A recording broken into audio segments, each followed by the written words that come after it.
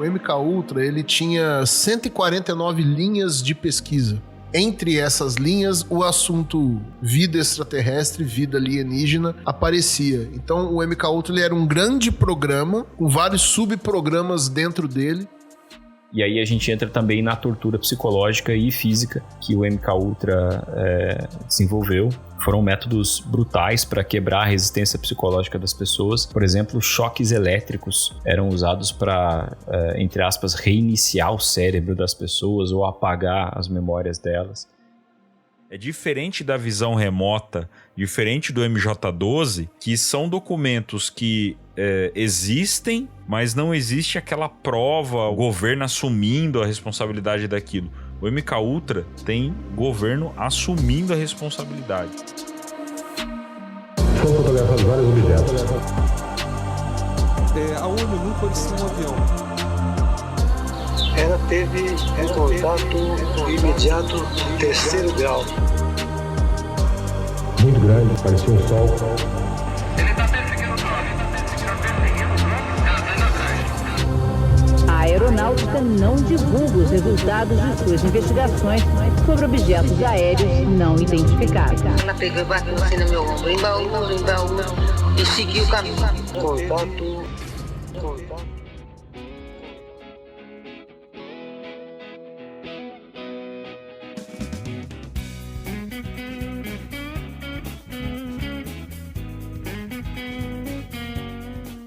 Olá, olá, olá, contatados e contatadas. Sejam bem-vindos e bem-vindas a mais uma edição do O Contato Podcast, o seu podcast de ufologia que toda semana traz muitos programas, conflitos, segredos, experiências e muito mais.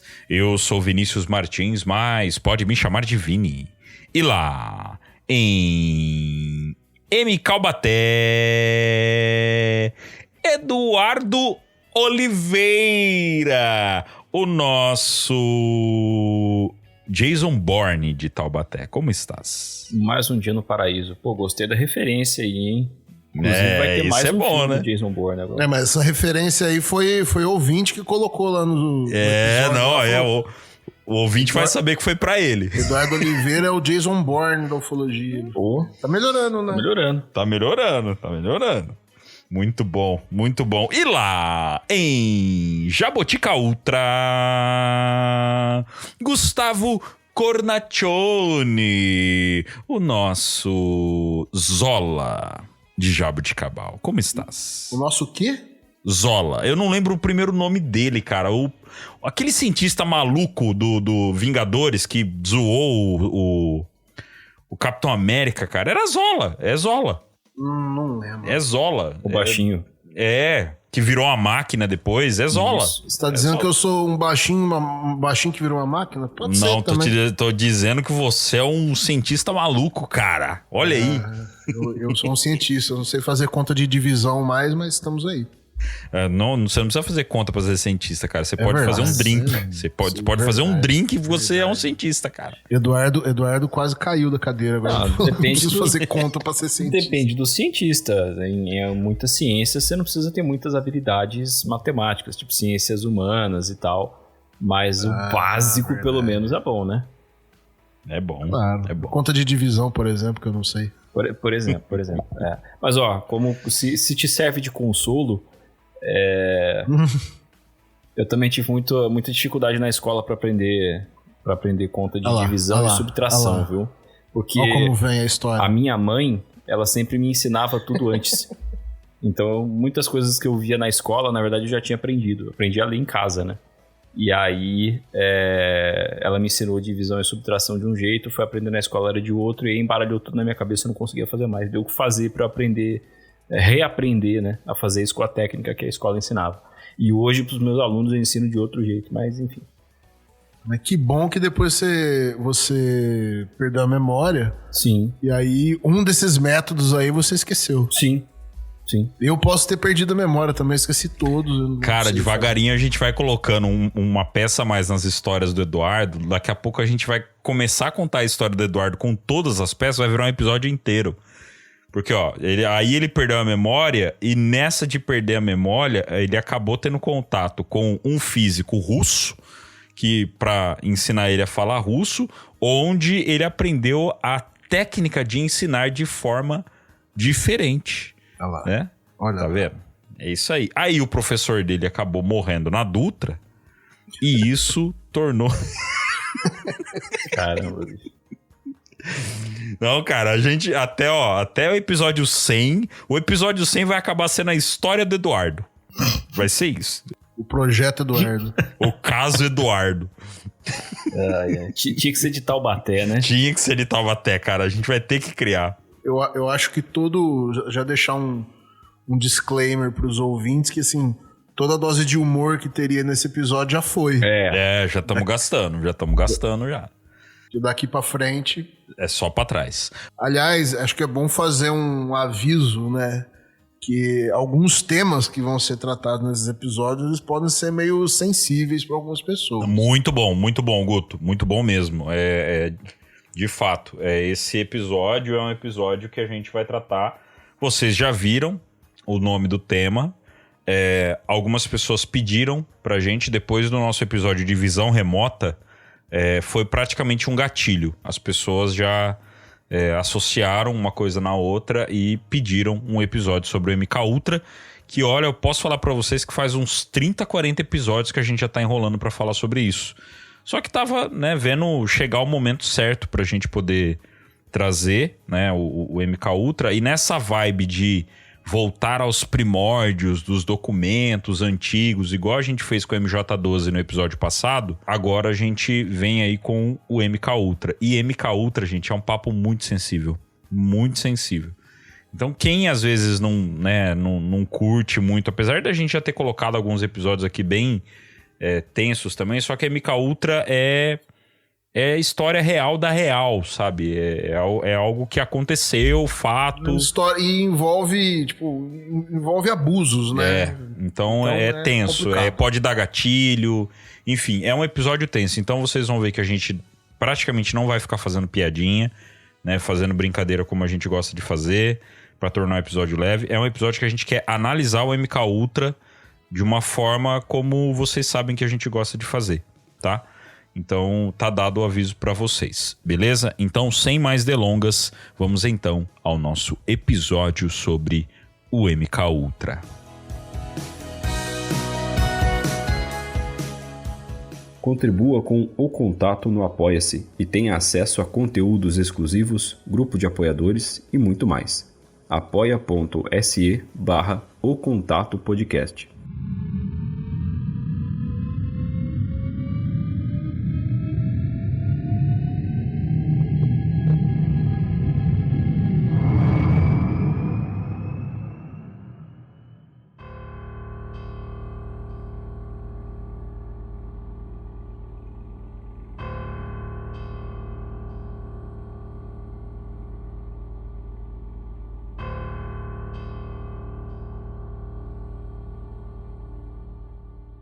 Há 71 anos, em 13 de abril de 1953, tinha início um programa secreto de experiências em seres humanos que visava aperfeiçoar técnicas de lavagem cerebral e de controle da mente. Ao longo de 2 décadas, esse programa manteve ao menos 149 linhas de pesquisa baseadas em administração de drogas, tortura e técnicas de manipulação mental, envolvendo 80 instituições distintas, entre escolas, universidades, hospitais e penitenciárias. Essa é a história de um dos programas secretos mais nefastos da história. Com vocês, MK Ultra. Esse episódio não é indicado para menores de 18 anos.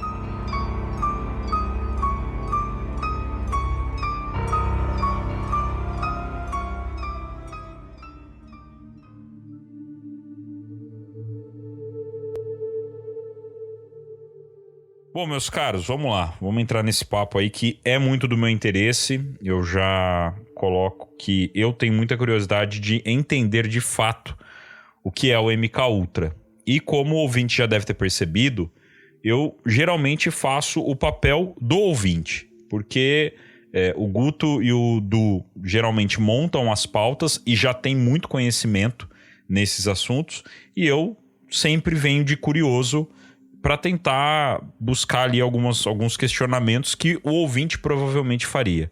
E o MK Ultra, ele vem sendo parte das nossas conversas há um bom tempo. Inclusive, existem alguns casos ufológicos, os quais o MK Ultra é tido como uma possível resposta. A gente sempre entra na conversa de que o MK Ultra pode ser a resposta para algo. Mas o que foi, de fato, esse MK Ultra? Ou no mínimo tá envolvido, né, nosso? Ou no mínimo tá envolvido. Então eu pergunto para vocês, meus caros, começando com o Guto. Fala pra gente o que foi o MK Ultra. O MK Ultra, ele foi uma iniciativa ultra secreta, muito secreta, mais do que secreta, da CIA, né? Começou na década de 50, durante a Guerra Fria, e ele se estendeu até o início da década de 70, né? A gente vai passar pelos objetivos dele, mas resumidamente, assim, na introdução, a gente pode dizer que era investigar e aperfeiçoar técnicas de controle mental, manipulação psicológica, e coleta de informação por meio de métodos que a gente pode classificar como pouco éticos, muitas vezes ilegais, beirando o desumano. Esse programa ele foi mantido em absoluto sigilo até 75, quando então ele foi revelado ao público, né, porque rolaram umas investigações conduzidas pelo Congresso, né, depois de denúncias e tudo mais. Essas audiências, né, elas expuseram o alcance de todas as violações éticas, legais, os abusos cometidos pela CIA. A gente vai entender agora, falando do MK Ultra, por que a CIA aparece tanto nesse podcast e por que alguns denunciantes tomam tanto cuidado, pensam tantas vezes antes de vir a público denunciar alguma coisa a respeito de ufologia, dos UAPs, dos programas secretos lá dos Estados Unidos. Vale a pena dizer, né, que assim, por que a gente vai falar do MK Ultra num podcast de ufologia, né? Qual que é a ligação dele com ufologia? Ele não tem, a princípio, uma ligação direta com ufologia. A princípio. Mas, como a gente falou, o MK Ultra, ele tinha 149 linhas de pesquisa. Entre essas linhas, o assunto vida extraterrestre, vida alienígena, aparecia. Então, o MK Ultra ele era um grande programa, com vários subprogramas dentro dele, e que muitas vezes esses subprogramas eles não conheciam o outro subprograma. Eles funcionavam quase como centenas de programas de pesquisa independentes, quase não tinha para quem prestar conta. E então, assim, vocês imaginam o caos que era isso. E no caos no sentido de descontrole, de fiscalização, porque é um programa secreto, ou seja, se é secreto, ele não está sendo apresentado para o Congresso, que tem a função de fiscalizar, e enorme. Então, assim, o que um programa estava fazendo, se ocorria algum abuso ali, a chance daquilo ser varrido de baixo para baixo do pano era muito grande. Que foi o que aconteceu. Grande parte dos registros do MK Ultra foi destruída em 1973 por ordem do então diretor da CIA, um cara chamado Richard Helms, e isso dificultou muito as investigações posteriores. Apesar disso, né, alguns documentos sobreviventes e depoimentos dos envolvidos deram pra gente assim, uma visão perturbadora do que foi o programa. Até hoje o MK Ultra ele continua a ser um dos programas mais polêmicos e discutidos da história da inteligência dos Estados Unidos. Ele é frequentemente citado como um exemplo das violações éticas que podem ocorrer em nome da segurança nacional. Isso é uma coisa que nunca acabou, né? Vale lembrar que em seguida, né, na ressaca do 11 de setembro, os Estados Unidos aprovou o Patriot Act, a Lei Patriota, que possibilitou que a NSA, usando terrorismo, como combate ao terrorismo como pretexto, fizesse uma vigilância em massa toda e qualquer pessoa dentro dos Estados Unidos, que foi até isso que o Edward Snowden denunciou depois, né? O precedente que o MKUltra abriu, nem sei se eu posso dizer precedente, né? Porque eu imagino que coisas assim talvez já acontecessem antes, mas não na escala dele. O precedente que ele abriu, ele tendo acabado ou não, isso abriu porta para que esse comportamento da CIA e de outras agências de inteligência se perpetuasse. É interessante que assim, o MKUltra ele vem à tona na década de 70, que é basicamente a década onde tem a ruptura da sociedade americana com o governo, né? Até você tem ali a Segunda Guerra Mundial, vai até 1945, é tida como a última guerra justa dos Estados Unidos, né? Eles estavam lutando contra o nazismo, né? Os soldados que participaram daquela época tido como a geração de ouro, como heróis realmente, estavam indo lá lutar contra o nazismo e blá blá blá. Eu tô ignorando aqui soltar 2 bombas atômicas em cima de cidade com civil, né? Mas tô falando que é a visão deles. Anos 60 começa a luta pelos direitos civis, repressão, é uma década muito tensa. Aí chega anos 70, crise econômica por causa do preço do petróleo, crise política por causa do escândalo Watergate com o Nixon. Você já vinha aí de 12 anos de guerra do Vietnã, que estava corroendo os Estados Unidos por dentro, né? Dividiu o país. E aí, no meio disso tudo, vem ainda o MKUltra. O povo fica sabendo que, olha, além disso tudo, a CIA fez isso aqui dentro do país. Então o MKUltra ele meio que foi a pá de cal para romper a confiança de vez entre a sociedade americana e o governo. Pode-se dizer que a ideia que a gente tem hoje, né, de que, olha, o governo americano não é confiável, o governo, a CIA não é confiável. Isso já vem de muito antes, claro, mas essa ideia se massificou, principalmente ali dos anos 70 para frente, e o MKUltra tem muito a ver com isso. Ô Du, e quais eram os objetivos, cara, do MKUltra? Porque Guto explicou bem, né? A época dele, mais ou menos como que ele funcionou, né? Quem fez, quem foi um dos responsáveis também. Mas quais eram os objetivos? A gente pode elencar, como o Guto mencionou, que eram 149 linhas de pesquisa diferentes.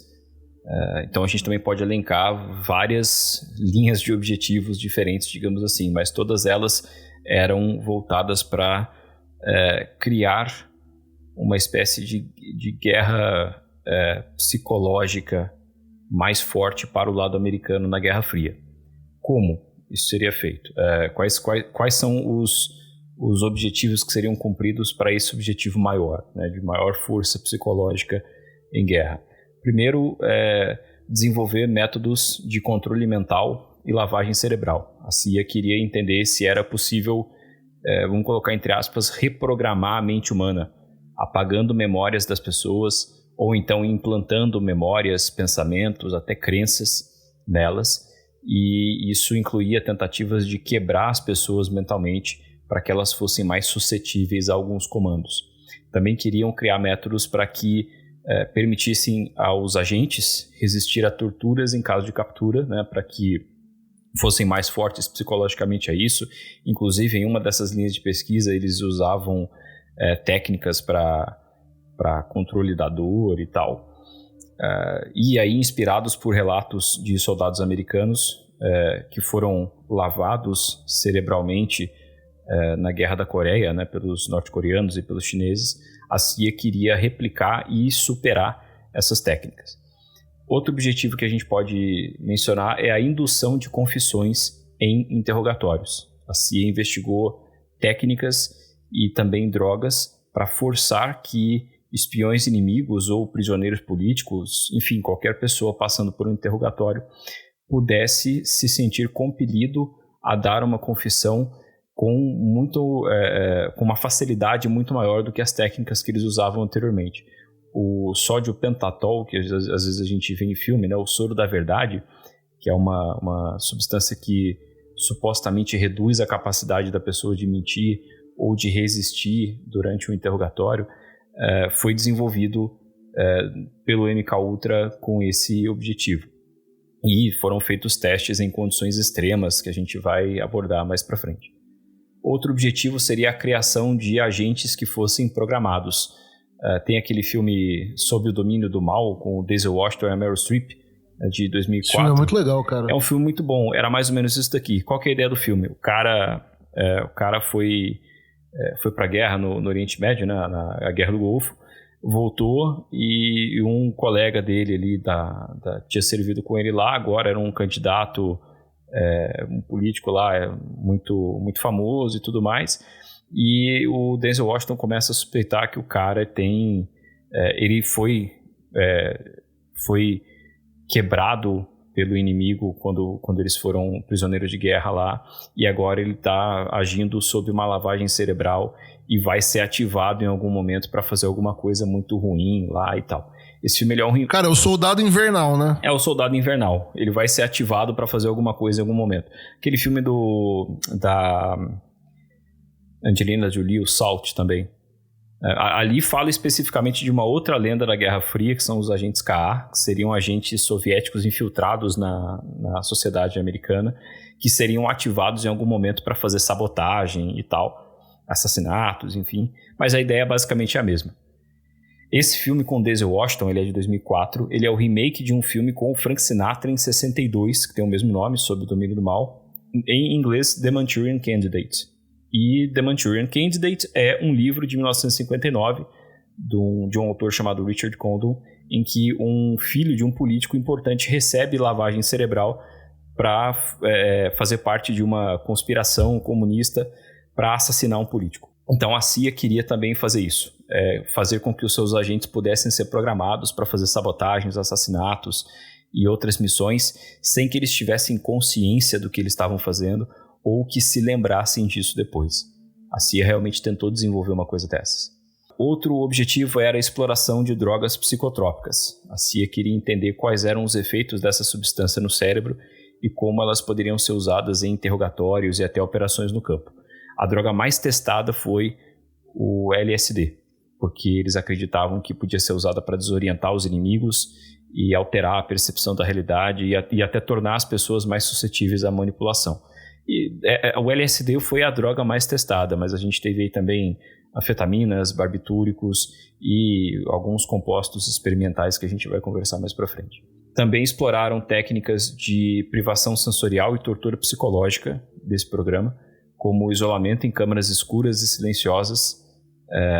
Essas câmaras foram investigadas como formas de induzir alucinações e quebrar a mente da pessoa para que ela fosse suscetível a fazer uma confissão ou a cumprir algum objetivo específico que eles quisessem. O LSD, né, dietilamida do ácido lisérgico, ele foi sintetizado pela primeira vez em 1938 por um químico suíço chamado Albert Hofmann. E ele trabalhava nos laboratórios da empresa farmacêutica Sandoz, atualmente parte da Novartis, né? Então você vai numa farmácia aí, você vai ter remédio da Sandoz e da Novartis. Ele estava pesquisando derivados de ácido lisérgico, desenvolveu esse remédio, né, essa substância, o LSD, como um estimulante respiratório e circulatório. O objetivo dele era esse, só que não teve os efeitos esperados, né, nesse sentido aí. Em 43 ele revisitou a substância e ele fez testes nele mesmo e deixou as primeiras descrições detalhadas de uma experiência psicodélica. Aí lá na frente, na origem do MKUltra, lembra, esse era um químico suíço. Lá na frente, vou explicar por que eu fiz questão de fazer essa pausa aqui para falar disso. O LSD foi a droga mais testada, né? Então, certamente a CIA se baseou aí nas descobertas dele também.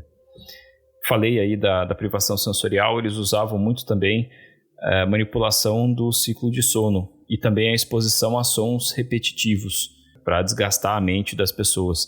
Existem relatos de pessoas que foram torturadas no Oriente Médio por agentes dos Estados Unidos que eles usavam músicas geralmente de metal, que é uma coisa que, pelo menos para as pessoas que estavam sendo interrogadas, era muito agressivo, né? Até por termos por questões culturais e tal. E era muito alto e, especialmente, era sempre a mesma música. Então, eram poucos minutos que ficavam se repetindo por horas ou até dias. E essa foi uma técnica que foi desenvolvida durante o MK Ultra. Queriam criar uma arma psicológica, né? Basicamente. A CIA queria criar formas não letais de incapacitar pessoas psicologicamente, como gerar um estado de paranoia ou de confusão em líderes inimigos, por exemplo. E aí eles usariam essas técnicas para enfraquecer governos estrangeiros ou movimentos revolucionários quando eles minassem a saúde mental dos líderes desses governos ou movimentos. Parece síndrome de Havana, né? Parece um pouco a síndrome de Havana, com a diferença que a síndrome de Havana agora parece ter uma causa física, né? Parece que é uma arma de micro-ondas. E parece estar sendo utilizada contra os Estados Unidos. Né? Mas aí que tá, o próprio MK Ultra surgiu depois que eles viram. Assim, depois que o americano ele admite que foi feito uma cagada muito grande, ele fala, mas é que o meu adversário fez, aí eu precisava fazer mais do que ele, entendeu? Eu fiz a bomba atômica porque o nazista estava fazendo, eu tinha que fazer antes dele. Eu fiz o MK Ultra porque os soviéticos e os chineses estavam desenvolvendo guerra psicológica, guerra psíquica também, então eu tinha que ser superior. É sempre assim. Mas aí eles estudavam, então, o funcionamento da mente humana e também da mente de animais, para que pudessem manipular o comportamento de pessoas e de animais. Chegaram a fazer experimentos com implantes cerebrais em pessoas e animais para tentar descobrir formas de controlar remotamente o comportamento dela, por exemplo, estimulando algumas regiões do cérebro mais do que outras. Também estudavam como choques emocionais e traumas psicológicos poderiam afetar a psique de uma pessoa. As técnicas desenvolvidas nesse programa tinham uma aplicação muito voltada para operações de guerra psicológica mesmo, em que a CIA podia usar esse controle mental para influenciar, como eu tinha comentado, líderes de governos ou movimentos, ou mesmo espiões, seus próprios agentes, ou espiões estrangeiros que fossem descobertos, ou até populações inteiras, para que essas pessoas adotassem comportamentos ou pensamentos, ideologias que eles quisessem. E a CIA também, dentro do MK Ultra, desenvolveu métodos para aplicar isso no mundo real. Isso não era feito só em algum laboratório, não. Eles fizeram experimentos, por exemplo, em bordéis de fachada, onde as pessoas eram drogadas sem saber e agentes da CIA observavam o comportamento delas sobre o efeito dessas drogas. Testaram substâncias em soldados, prisioneiros, muitas vezes sem que essas pessoas tivessem consentimento ou mesmo tivessem sido informadas que tinham sido drogadas, para avaliar qual eram os efeitos daquelas substâncias e qual seria a eficácia delas em cenários reais ali. Dá pra gente entender que, pelo menos, o cinema foi totalmente influenciado pelo MK Ultra, né? Não só o cinema, né, cara? Você pega Capitão América, é o quê? Um soro do super soldado. Histórias em quadrinho e tal. Que ano que foi criado o Capitão América? Era a Segunda Guerra. Eu não sei. Foi na década de 40, né? Década de 40. Então, ainda não tinha um MK Ultra escrachado, né? Mas a gente sabe que já poderia estar rolando. Já estavam rolando os programas que precederiam o MK Ultra.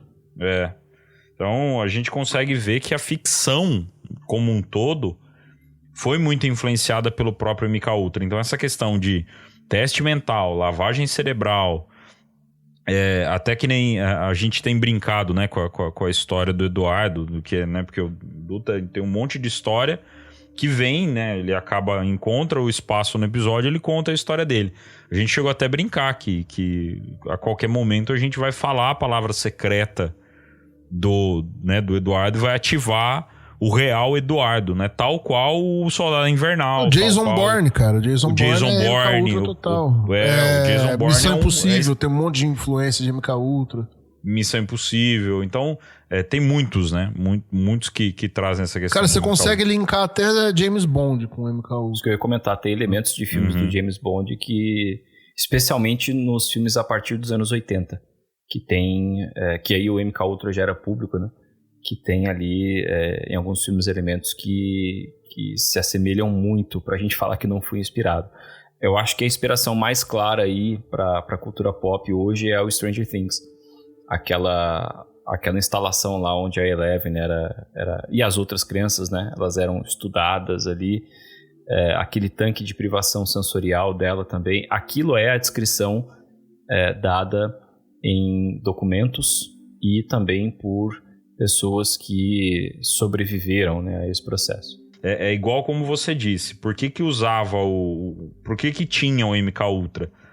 Porque era a tentativa de criar uma arma nova que não fosse uma arma física, e a justificativa é que o inimigo também estava fazendo. Só que aí começa a vir as consequências, né? Toda a consequência do MK Ultra, que começa a trazer as desconfianças, e tudo causado pela prática, né? Pelos métodos e práticas do MK Ultra.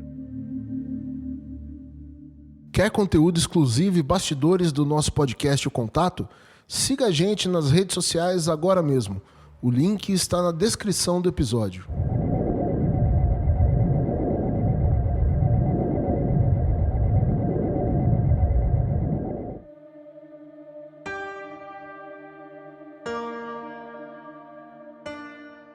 Então é sobre isso que nós vamos falar agora. Então, alguns métodos e algumas práticas do MK Ultra foram extremamente variados e muitas vezes chocantes. Eu posso dizer que todas as vezes chocantes, abrangendo uma ampla gama de experimentos com foco em controle mental, manipulação comportamental, testes químicos e psicológicos. Os métodos foram aplicados tanto em laboratório quanto em ambiente simulado e reais, muitas vezes sem o consentimento dos participantes. Então, Guto, traz pra gente alguns detalhes do que eram esses métodos. O Eduardo estava descrevendo os objetivos, né? Ele citou o uso de drogas psicotrópicas, né? Como no caso do LSD. Foi a principal, né? Ele é considerado a droga-chave do programa.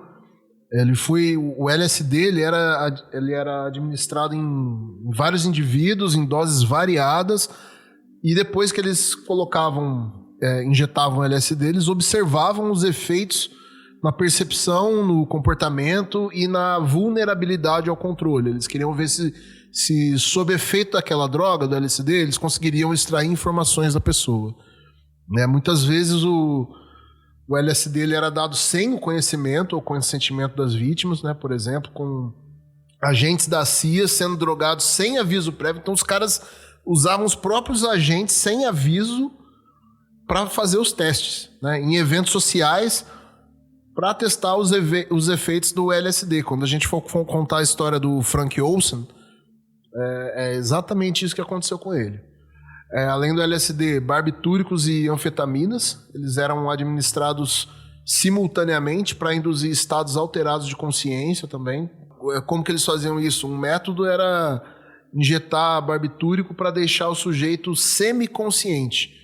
Em seguida, anfetamina para torná-lo mais comunicativo. Então ele dava o barbitúrico para a pessoa ficar ali meio grogue, e anfetamina para deixar ela mais falante, para deixar ela mais solta. O barbitúrico é o nome de uma droga? O barbitúrico é um coquetel de drogas, né, cara? Não é uma droga só. O barbitúrico é um coquetel de drogas, né? Você faz uma mistura de drogas ali para dopar a pessoa, mas não desmaiar ela, não apagar ela. Só deixa ela meio lesada ali e tal.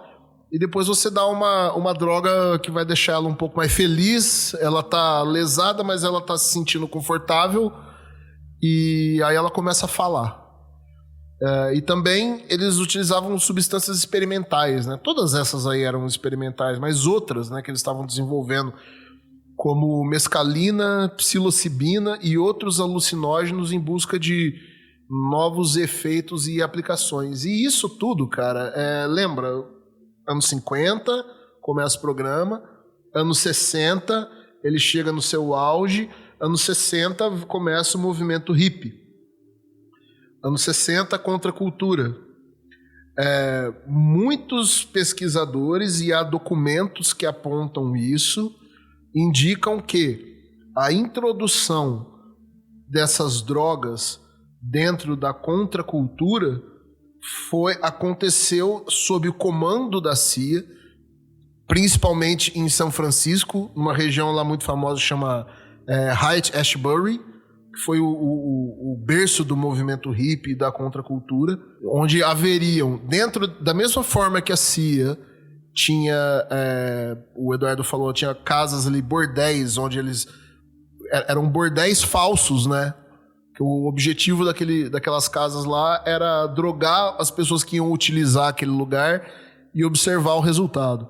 O que se descobriu depois é que haviam casas nessa região de São Francisco onde aparentemente eram centros culturais da contracultura para incentivar, onde floresceu o movimento hippie, mas dentro daquele lugar havia operativos, não vou dizer agentes da CIA formalmente, mas pessoas que haviam sido contatadas pela CIA e elas falavam, começa a usar esse negócio aqui, vocês vão gostar. Então, segundo o que alguns historiadores e pesquisadores do MKUltra, né, chegaram à conclusão que a introdução das drogas psicodélicas dentro do movimento hippie da contracultura foi algo controlado e planejado pela CIA, pelo MKUltra, né? Pelo MKUltra dentro da CIA. Além do outro método era os testes de privação sensorial, como o Eduardo falou.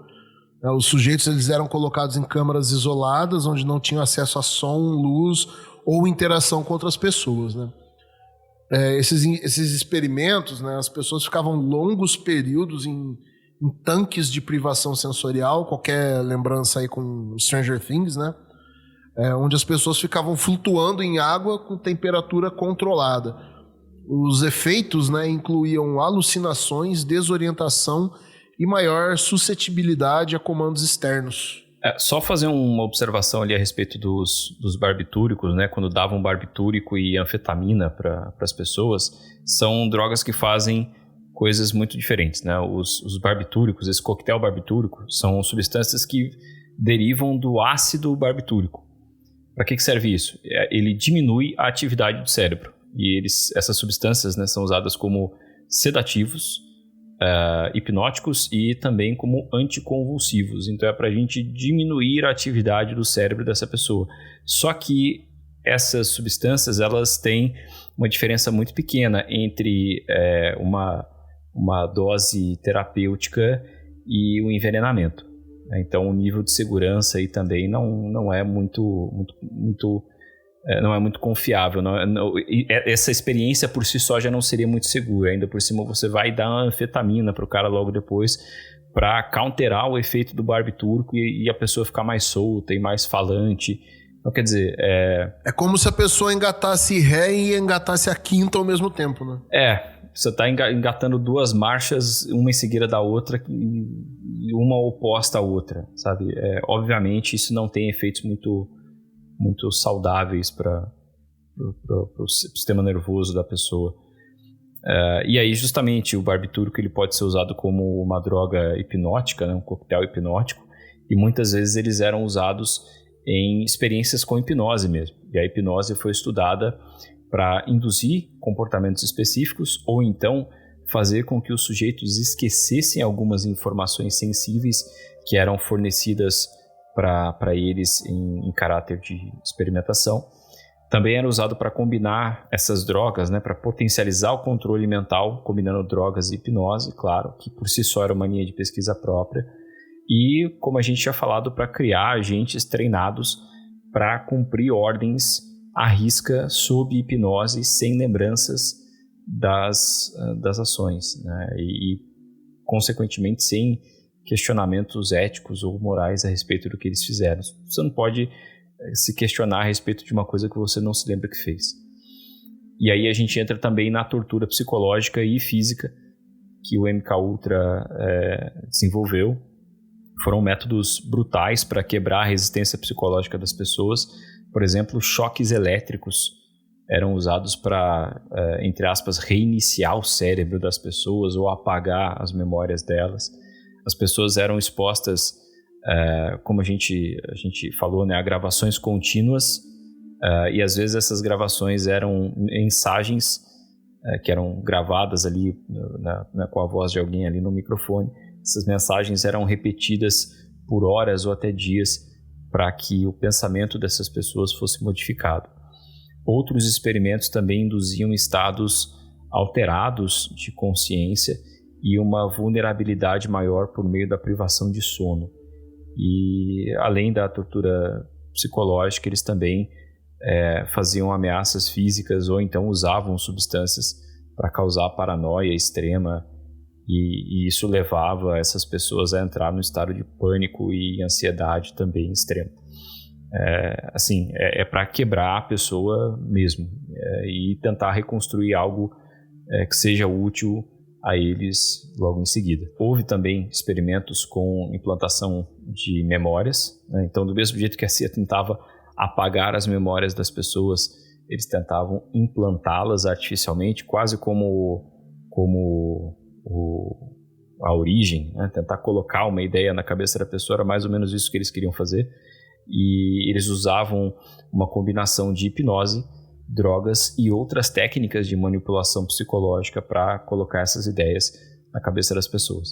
Essas pesquisas exploravam como traumas poderiam ser usados para suprimir lembranças específicas e como criar memórias falsas para substituí-las. Essas experiências muitas vezes aconteciam em ambientes reais, né, não só em laboratórios controlados. A gente falou das casas de prostituição, né, que eram de fachada, onde as pessoas iam lá, eram drogados sem saber, e aqueles espelhos unidirecionais, né, é aquele espelho que todo mundo já viu em filme policial.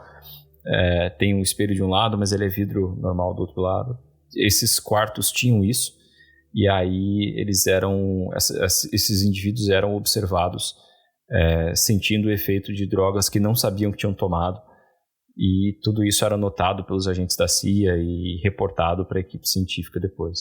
Isso, o nome dessa operação chamava Operação Midnight Climax, né? Que é o clímax da meia-noite. Pessoas mais vulneráveis também, como pacientes psiquiátricos e prisioneiros, também foram usados como cobaias para esses experimentos, também muitas vezes sem saber que estavam sendo drogados ou que estavam passando por técnicas experimentais de guerra psicológica. E muitas instituições acadêmicas deram suporte ao MKUltra, fazendo pesquisas que eram financiadas pela CIA, muitas vezes também sem saber qual era a finalidade daquela pesquisa. Não necessariamente essas instituições faziam testes ou experimentos que violavam direitos humanos, por exemplo, mas eles faziam outros tipos de pesquisas que davam suporte ao MKUltra, e aí sim a CIA ia lá e fazia essas coisas horríveis com as pessoas.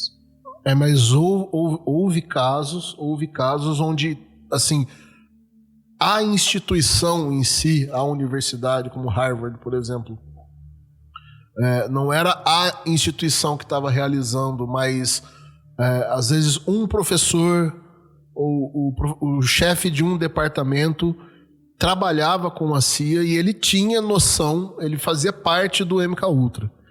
Ele tinha noção que o MKUltra existia, ele tinha noção do que estava sendo feito, né?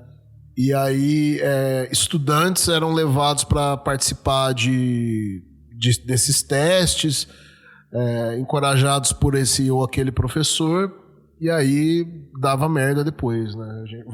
Uma hora a gente vai citar um caso de um personagem bem famoso envolvendo a Universidade de Harvard. Mas falando sobre as vítimas, né? Sujeitos vulneráveis, né? Pacientes psiquiátricos, prisioneiros, mas também, assim, moradores de rua, né? Crianças, geralmente crianças de orfanatos, aí a coisa vai ficando cada vez pior, né?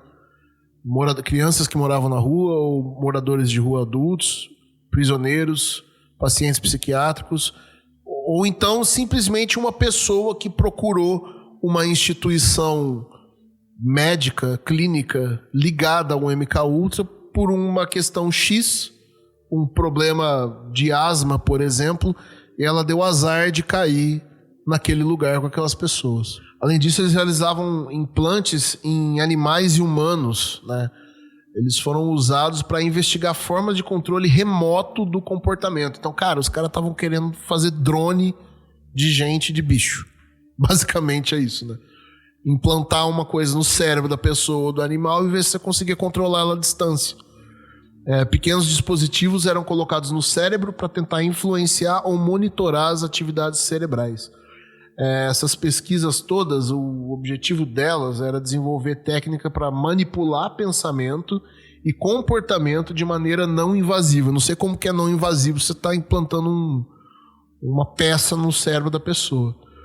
Mas os métodos invasivos foram comuns nos estágios iniciais. Lobotomia, né? Acho que rolava muita lobotomia e várias outras coisas. Sim, com certeza. Uso de estímulos subliminares, a famosa mensagem subliminar. Imagens, sons e mensagens subliminares foram testados para avaliar a capacidade de influenciar decisões e comportamentos inconscientemente. Então o MKUltra pesquisou a fundo essa ideia de mensagem subliminar, de influência nas pessoas, né? O MKUltra explorou como esses estímulos subliminares eles poderiam ser usados em propaganda, em guerra psicológica ou na manipulação individual. Então aquela velha coisa assim, você coloca um detalhe, uma coisa meio disfarçada numa imagem que o teu consciente não está percebendo, mas o teu inconsciente percebe e capta aquela mensagem. Essa aí é meio que resumidamente a ideia da mensagem subliminar. E aí isso você liga com aquela ideia do candidato da Manchúria, né? Aquele soldado programado, aquela pessoa programada que quando ela recebe um determinado estímulo, ela é ativada e você consegue fazer com que ela realize tal coisa ou alguma coisa para a qual ela foi programada. Eles também realizavam testes de resistência mental. Como que funcionava, né? Essas pessoas elas eram colocadas em situações de muito estresse psicológico e físico para determinar, o objetivo era descobrir como diferentes fatores poderiam quebrar a mente humana, né, cara? Então, assim, o que eu tenho que fazer para quebrar a mente dessa pessoa? Seja psicologicamente ou mesmo através da dor. Essas técnicas incluíam exposição a temperaturas extremas, fome, sede e ameaças de dano físico, né, de agressão. Além disso, eles realizavam também manipulação do ambiente psicológico. O que quer dizer isso? Eu vou ler um parágrafo aqui, ó. A CIA estudou como alterar o ambiente físico e social poderia influenciar comportamentos.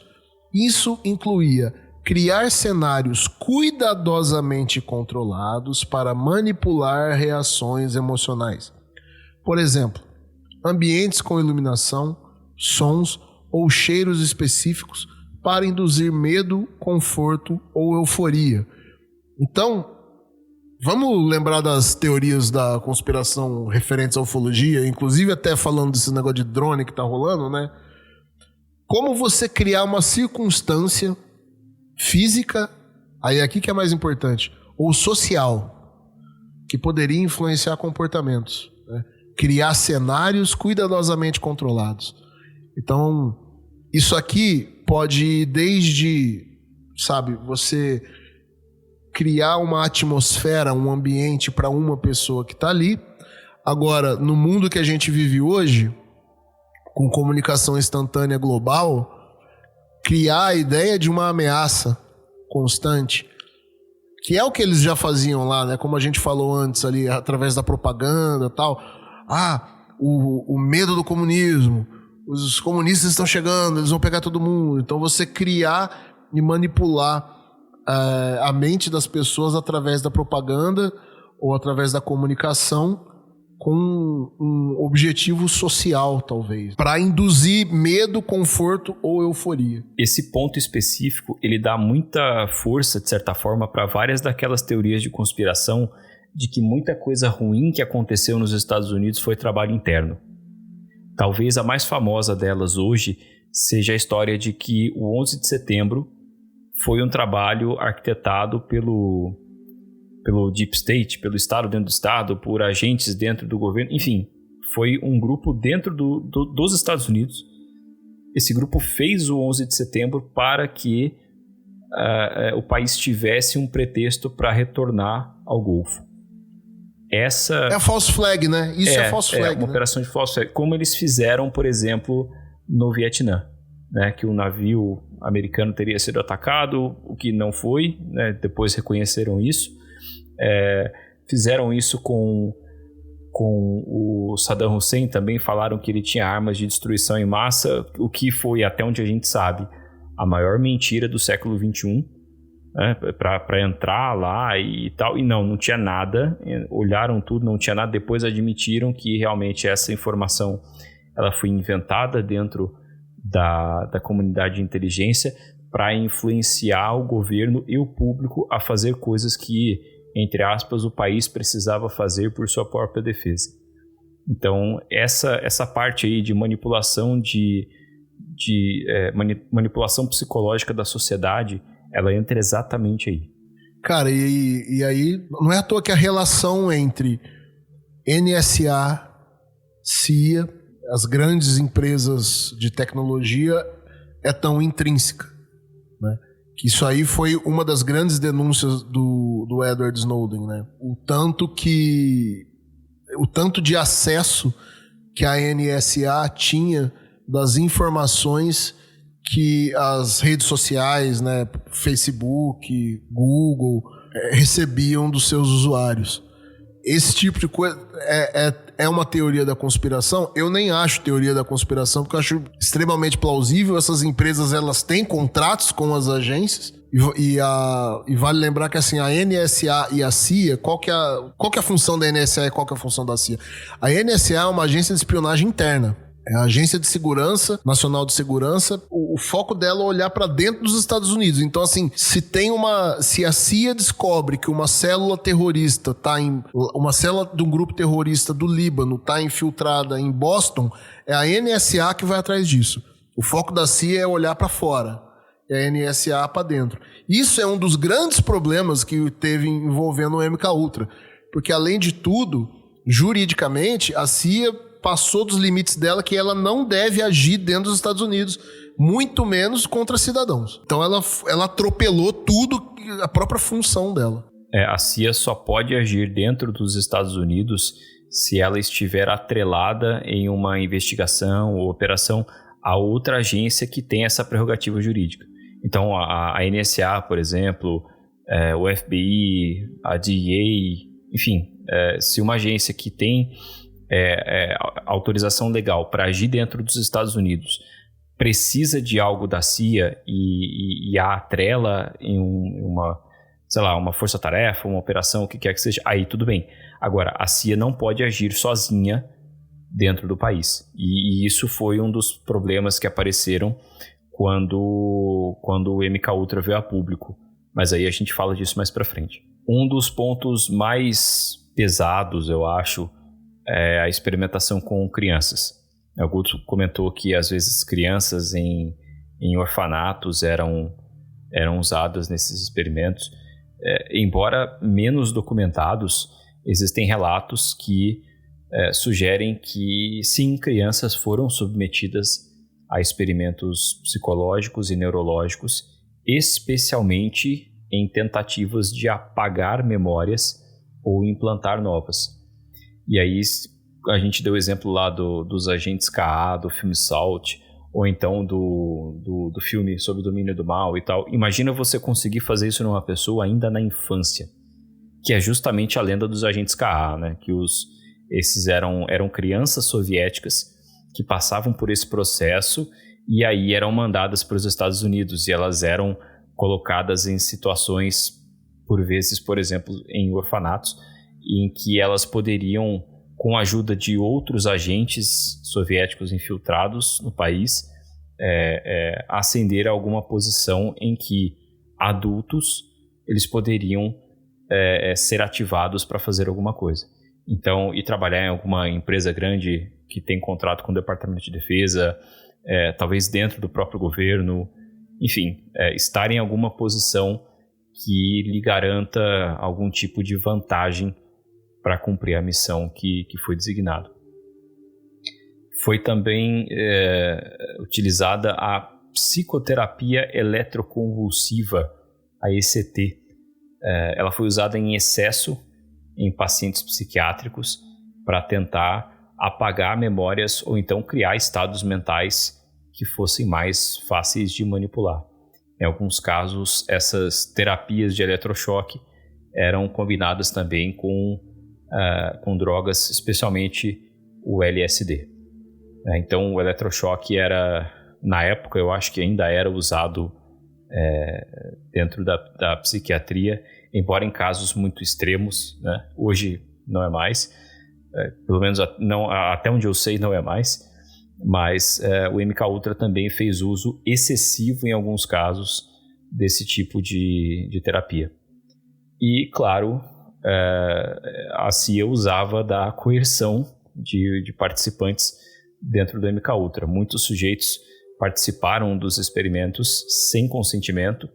A gente falou de prisioneiros, pacientes de hospitais psiquiátricos, soldados, cidadão comum, e alguns desses testes envolviam enganar esses participantes sobre os verdadeiros objetivos. E aí mentiam ou então usavam algum truque qualquer para colocar essas pessoas em situações experimentais.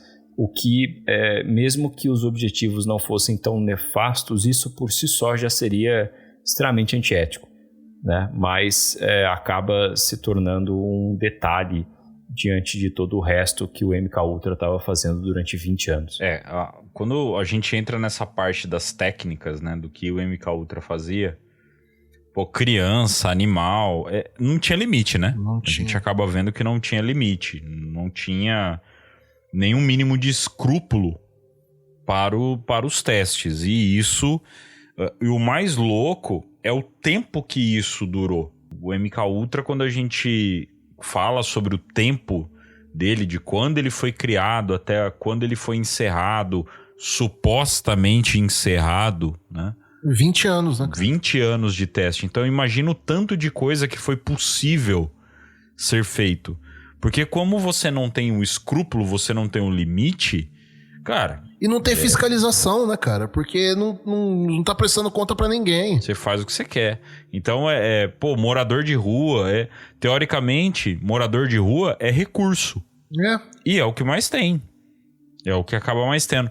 O louco é que é assim, né? Esse tipo de teoria é o que alimenta até a própria ufologia hoje. Quando você tem o MKUltra sendo trazido, né? E depois a gente vai falar também sobre isso.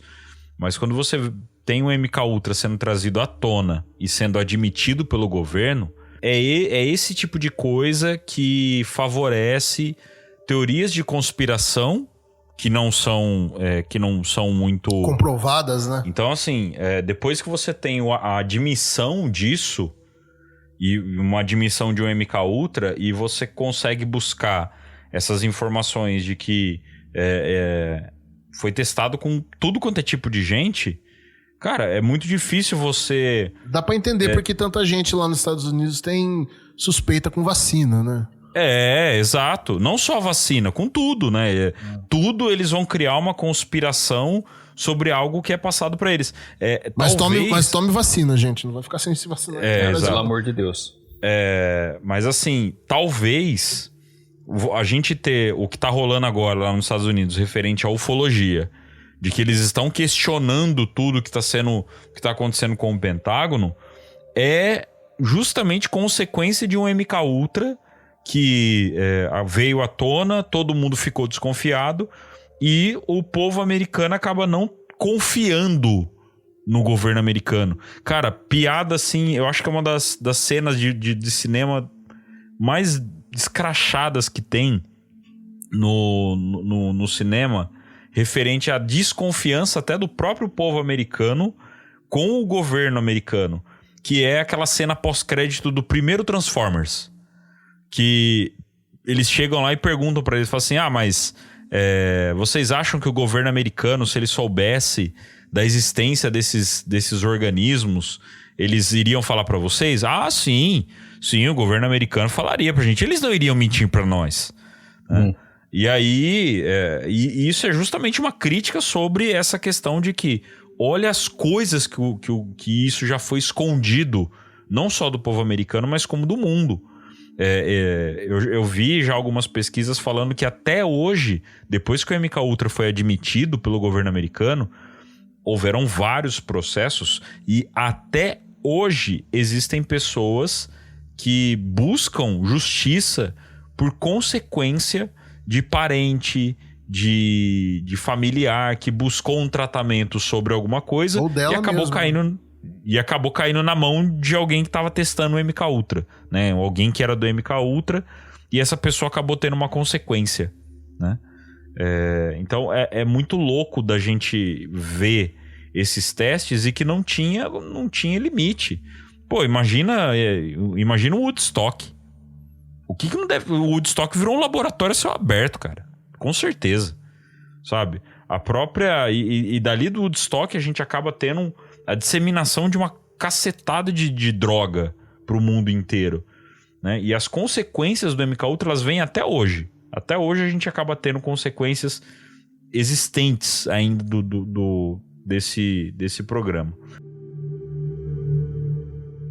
Ajude-nos a alcançar mais pessoas. Curta, comente e compartilhe para que ainda mais contatados e contatadas conheçam o Contato Podcast.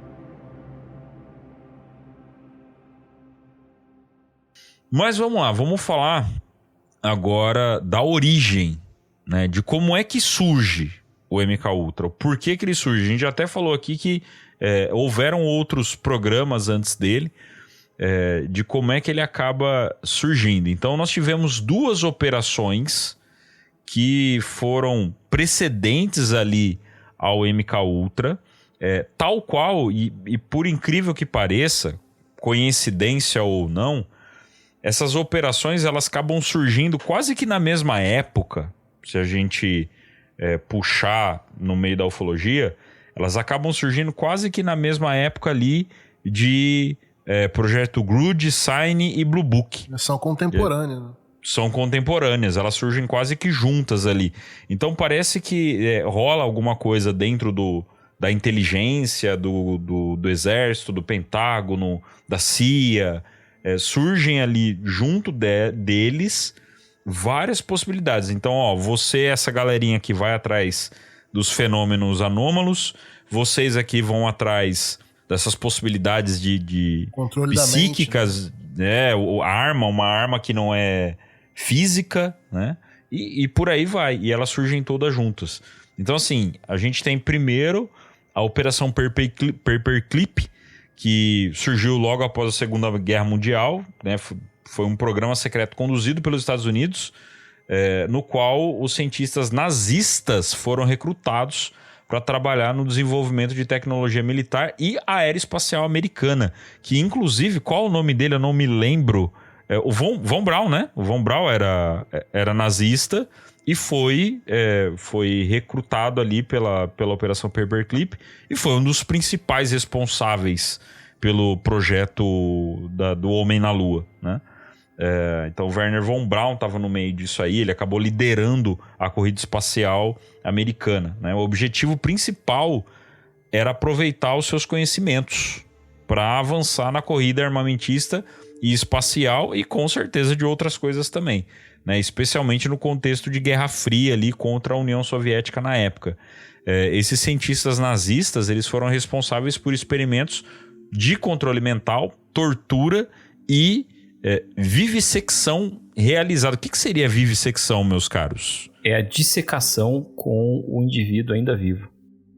Por que eu perguntei? Não sei porque eu fui perguntar uma coisa dessa. Mas assim, no meio desse processo, né, então eles faziam testes de controle mental, tortura, vivissecção e era tudo realizado por nazista, lá no campo, nos campos de concentração, em vários lugares. Então, no campo de extermínio de Dachau, e documentos sobre as suas pesquisas foram transferidos para os Estados Unidos através da Operação Paperclip.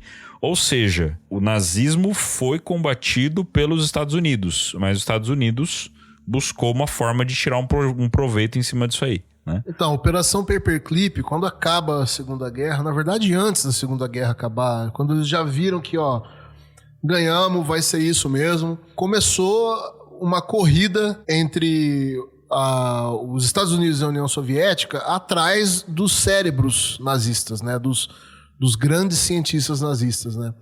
Porque a ciência alemã, a engenharia alemã era sempre muito avançada, deu muito trabalho pros aliados, né? Então os caras falaram, eu não posso deixar um grande físico nazista cair na mão do soviético. Eu tenho que pegar esse cara primeiro. Então, por que tem esse nome Paperclip?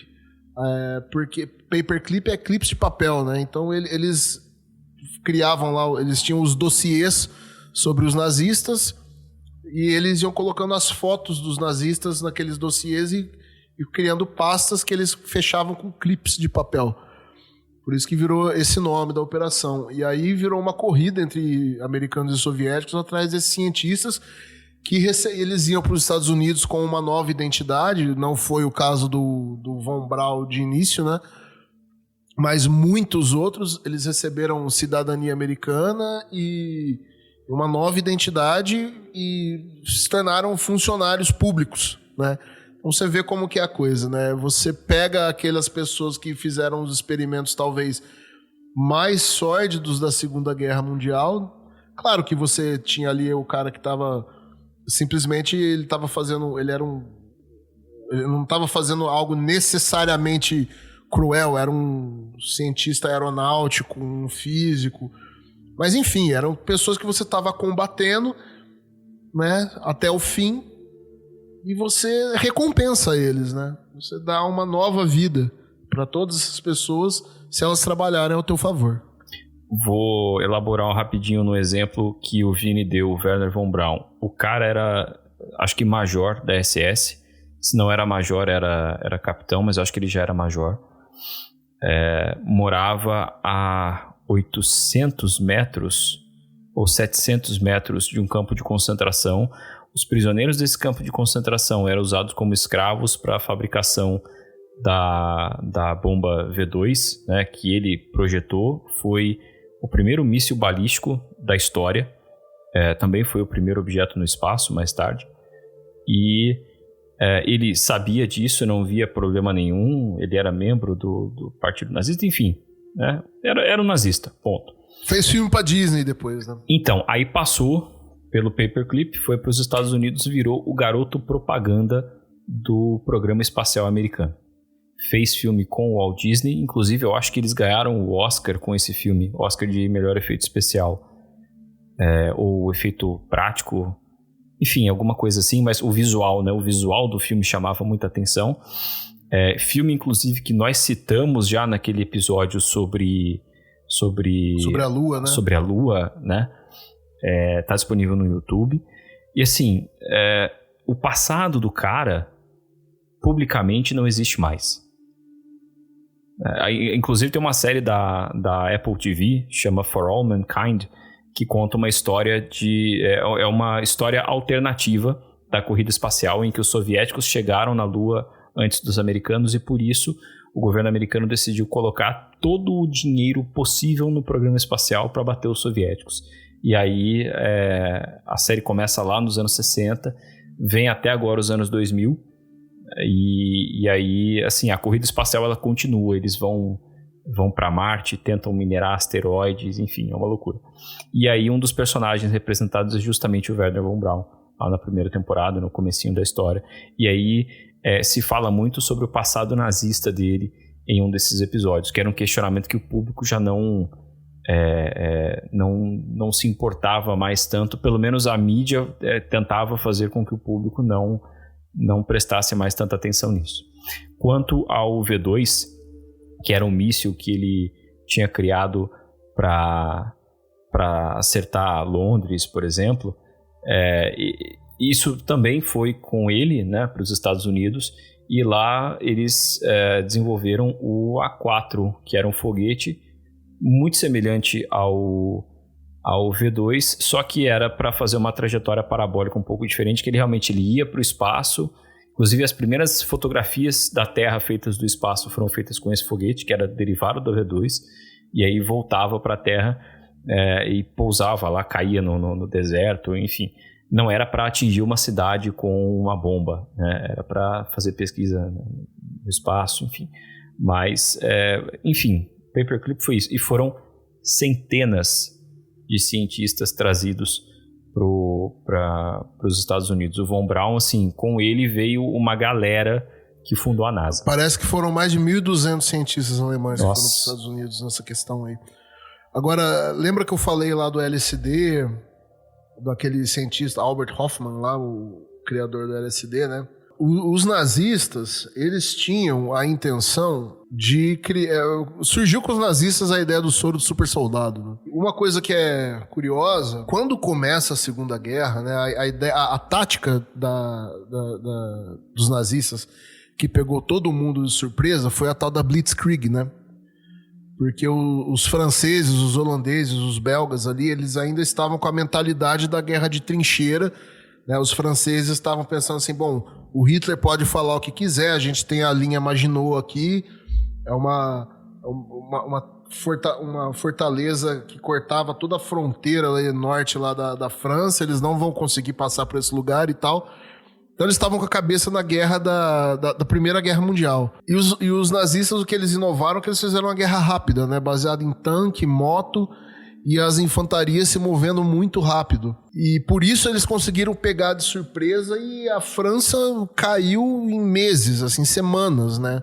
Invadiram a Polônia, em 2 semanas eles dominaram a Polônia e chegaram na França rapidinho. E para que isso acontecesse, o soldado tinha que aguentar muito o tranco. O soldado nazista, ele tinha que passar dias e dias e dias lutando sem descansar. E aí eles coube a cientistas nazistas, químicos, né, desenvolver substâncias que possibilitassem que os nazistas aguentassem esse tranco, ficarem acordados por horas, né, para aguentar batalhas e mais batalhas sem parar, enquanto o soldado inimigo estava descansando. Não vou deixar ele descansar, eu vou para cima. E aí eles desenvolveram, além do LSD, né, pegaram o LSD ali daquele laboratório lá e implantaram ali pelo menos nas pesquisas deles, né, mas eles desenvolveram principalmente a metanfetamina, que hoje em dia é uma epidemia, né, nos Estados Unidos, semelhante ao crack aqui no Brasil. Mas aí a metanfetamina foi desenvolvida pelos cientistas nazistas como uma espécie de soro de super soldado, para que os soldados alemães pudessem aguentar dias e dias e dias de batalha sem parar. E claro que tudo isso que eles desenvolveram com essa intenção de utilizar na guerra, quando vem a Operação Paperclip, essas informações e esses cientistas, alguns deles pelo menos, vão para os Estados Unidos.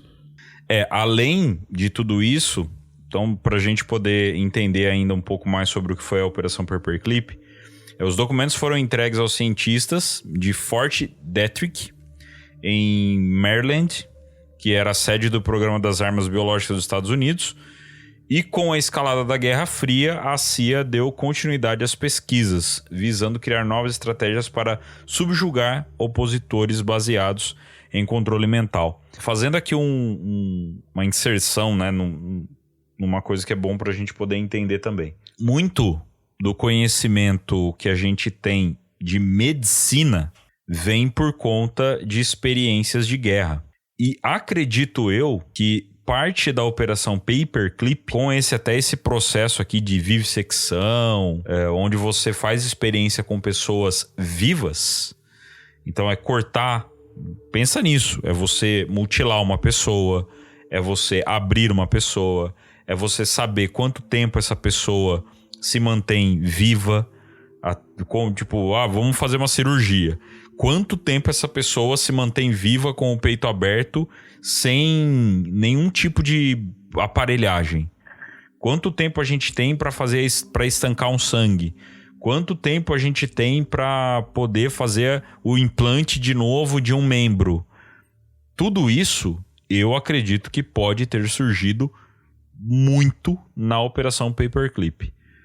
Muito foi feito em guerra, dentro da guerra, né? Eles faziam os testes dentro da guerra, mas a medicina mundial pode ter certeza que ela tem eu não vou nem falar um dedinho, não. A Operação Paperclip deve ter relatórios e mais relatórios médicos que são utilizados na medicina até hoje. Então, também não dá pra gente criminalizar essa situação, porque é aquele mal necessário para a nossa sobrevivência. Então, o homem chegou à Lua por conta da Operação Paperclip.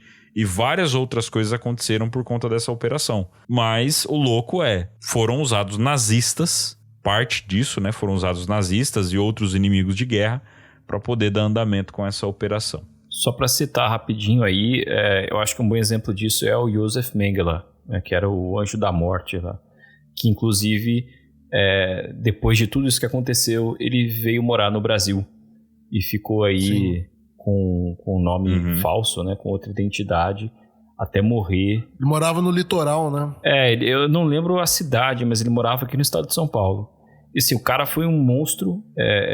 A gente pode colocar ele como uma das piores coisas que o nazismo produziu. E o cara estava escondido aqui, perto da gente. Não foi julgado, nada disso, né? Ele conseguiu escapar. Ele não pagou pelos seus crimes à sociedade, né? Praticamente. Assim, eu nem sei se tem como uma pessoa pagar por isso, entendeu? Mas, enfim, no fim não deu nada pra ele. O cara morreu aos quase 70 anos, eu acho. Ele tava já numa... considerando tudo que ele passou, a época que ele viveu e tal, já era uma idade relativamente avançada. E faleceu no final dos anos 70. Ele faleceu em 1979 em Bertioga. Aí. Acho que ele morou em Serra Negra também.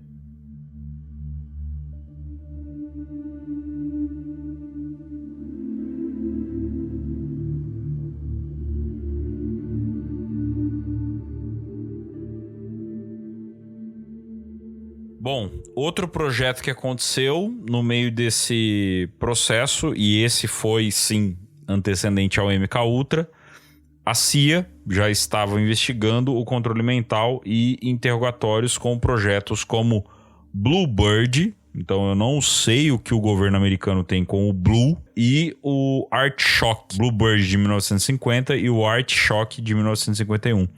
Esses projetos se concentravam no uso de hipnose e drogas para obter informações de prisioneiros. Sabe por que tinha esse nome? Não o Bluebird, o outro... Artichoke. Artichoke. Artichoke quer dizer alcachofra. Que quer dizer o seguinte: eles queriam deixar o cérebro da pessoa como uma alcachofra. Ou seja, cozinhar até... cozinhar a cabeça da pessoa. É sinistro, cara. É realmente sinistro. Mas aí temos o MKUltra seguindo deles, né? Então tem o Bluebird 1950 e o Artichoke 1951. E aí vem o MKUltra em 1953. O MKUltra foi formalmente autorizado pelo Allen Dulles, que era o diretor da CIA, no dia 13 de abril de 1953. E ele foi supervisionado pelo químico Sidney Gottlieb, que liderava o gabinete de serviços técnicos da CIA. E esse químico desempenhou um papel central ali no programa. Ele era como se fosse o cientista-chefe. E o MKUltra, então, começou a explorar técnicas mais amplas, né, envolvendo aí a administração de drogas, a hipnose, tortura psicológica e privação sensorial, para tentar alcançar esses objetivos de controle mental, fortalecimento de seus agentes ali em caso de interrogatório por forças adversas, enfim, tudo isso que a gente já falou. O Sidney Gottlieb foi talvez o principal responsável por essa diversificação dessas técnicas e também por ter ido tão longe na condução desses testes. Os recursos para manter esse programa eram camuflados na forma de financiamento de pesquisa médica. boa parte da verba do MKUltra teve como origem a Fundação Rockefeller. E a maior parte dos recursos foi gasta no desenvolvimento de substâncias incapacitantes e materiais biológicos, químicos e até radioativos utilizados para produzir mudanças fisiológicas e comportamentais. E aí essas substâncias eram aplicadas em cobaias humanas, em alguns casos animais, como a gente viu, e essas cobaias eram forçadas a participar. Né? Guardem a informação de que boa parte da verba do MKUltra teve como origem a Fundação Rockefeller. Lá na frente vocês vão perceber por que eu tô falando isso. E aí, para fechar essa parte de financiamento aí, a própria CIA financiou pesquisas em várias universidades, como a gente já comentou também, incluindo McGill, Stanford, Harvard, muitas vezes sem conhecimento dos pesquisadores sobre os objetivos reais dos estudos que eles estavam conduzindo. E uma das figuras mais notórias nessa parte aí foi o psiquiatra Donald Ewen Cameron, que liderou experimentos em pacientes no Canadá, incluindo a aplicação de choques elétricos de alta intensidade e drogas em doses maciças. Inclusive, vários pacientes ou vítimas deles foram ressarcidos financeiramente pelo governo americano mais tarde. Entre 55 e 63 foi o auge e a maior expansão do MKUltra, né? E algumas das experiências elas ocorreram em locais como na penitenciária de Kentucky e também com civis de territórios ocupados pelos Estados Unidos na Ásia. Então, os Estados Unidos tinham suas bases militares na Ásia e civis daquela região eram utilizados. Então, você vê que o MKUltra ele teve uma atuação global, ele não ficou restrito nos Estados Unidos. O próprio Canadá, que é um grande aliado, vizinho, teve vítimas, né? Em geral, essas experiências conduzidas pelo MKUltra envolviam a necessidade de solapar a resistência física e psicológica das cobaias, né? Através das drogas e dos medicamentos e submetendo também a abusos físicos e psicológicos extremos. Aí agora a gente entra numa questão aqui que é interessante, mas é triste. Tá? Em 1953, o bioquímico da CIA, Frank Olson, morreu ao cair de uma janela de hotel após ser secretamente drogado com LSD. Embora inicialmente, né, a morte dele tenha sido considerada um suicídio, as investigações posteriores levantaram suspeitas de homicídio relacionado ao programa. Tem um documentário, eu não sei se ele ainda está disponível na Netflix, mas chama Wormwood, né? Que é com o filho desse cara, o filho do Frank Olson, onde conta a história do pai dele, mas acaba contando a história do MKUltra, né?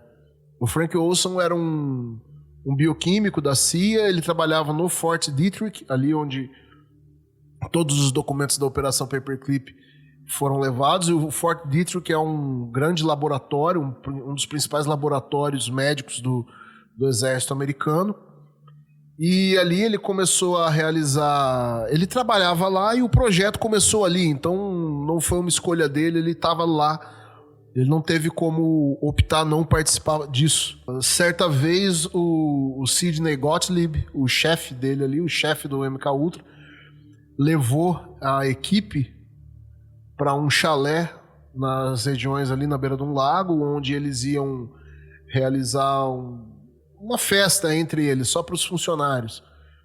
E o Frank Olson foi drogado com LSD, né? Colocaram LSD na bebida dele.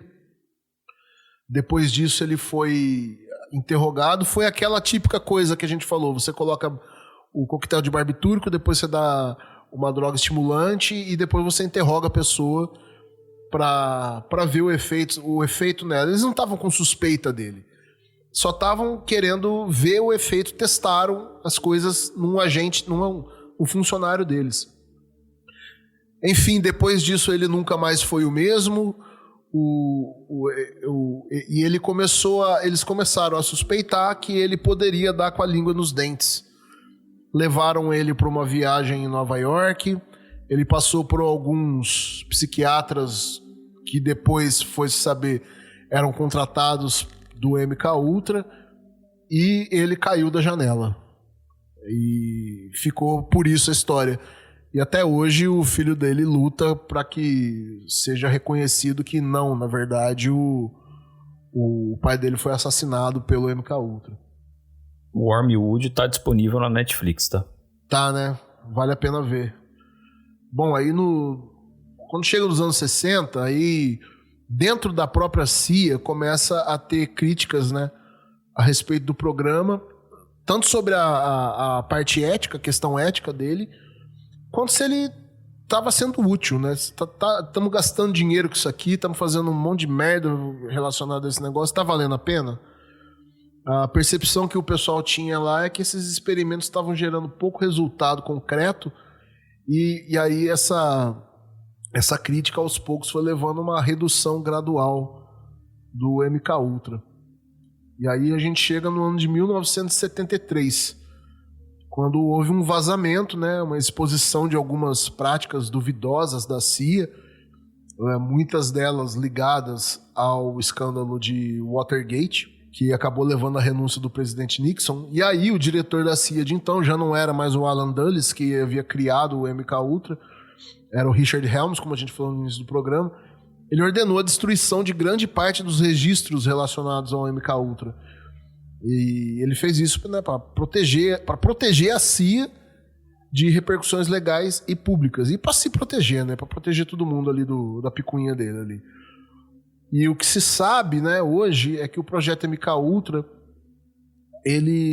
o que se sabe do MK Ultra hoje vem de algumas páginas de um único arquivo com 20 mil documentos que sobreviveu a essa literal queima de arquivo do Richard Helms. O que é documento pra caramba, né? 20 mil documentos, cara, só do MK Ultra. Então, você já vai vendo aí, né?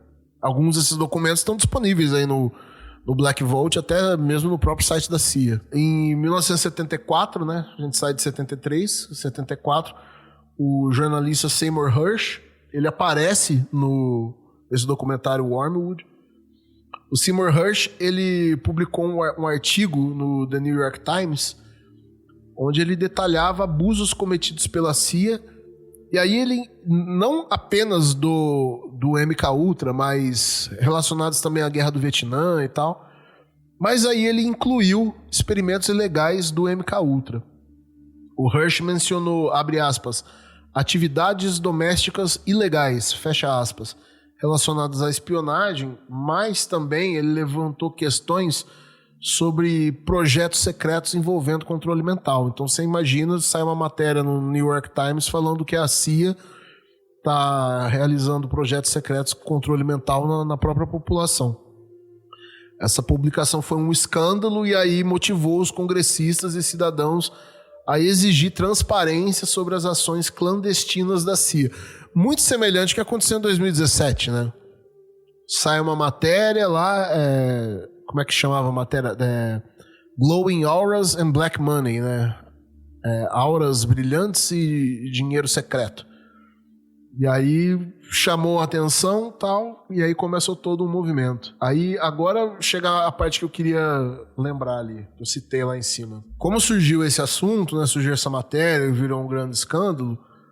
O presidente de então, Gerald Ford, aí o Nixon já tinha renunciado, ele estabeleceu a Comissão Rockefeller para investigar abusos da CIA dentro dos Estados Unidos. Durante as audiências, surgiram informações sobre experimentos do MK Ultra. Então lembra que a gente falou que a grande parte do financiamento do MK Ultra vinha através da Fundação Rockefeller, que é uma fundação que foi criada pela família Rockefeller lá, de filantropia, de incentivo à pesquisa e tudo mais. A comissão criada pelo presidente dos Estados Unidos para investigar o MK Ultra, a primeira era a Comissão Rockefeller. Por quê? Porque o presidente dessa comissão de investigação era nada mais, nada menos do que o vice-presidente dos Estados Unidos, Nelson Rockefeller. Putz. Curioso, né? Que coisa, não? Olha lá. Conveniente.